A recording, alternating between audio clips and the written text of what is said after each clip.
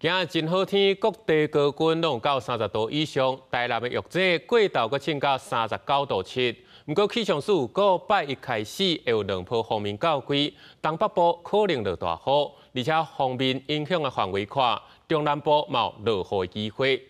照看这雨可能要落到几礼拜。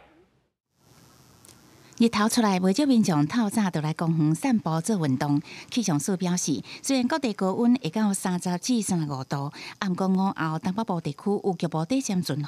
拜一开始，陆续有2波锋面会影响台湾。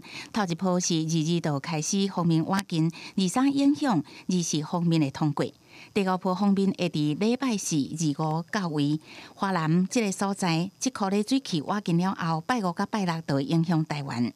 这2波呢所带来的影响，大概都是比较短时间的降雨为主，甚至会有一些短延时强降雨的可能，就是时雨量大概超过40毫米以上。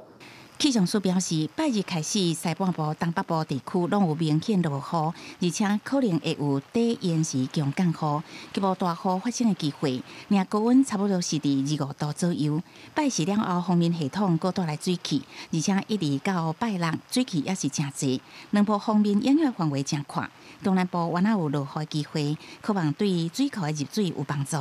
大概会从礼拜2开始一直到月底都会有类似这种午后雷阵雨的，但是它其实是锋面型的春雨的发生。那这些降雨对台湾地区的水情它一定有帮助。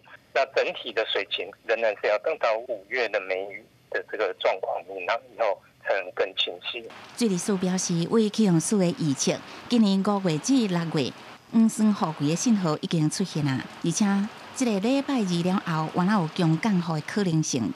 评估了后，认为水情的电荷无调整的必要，后续也是会变动做检讨。对6月到7月降水稳定的目标，真有信心。记者综合报道。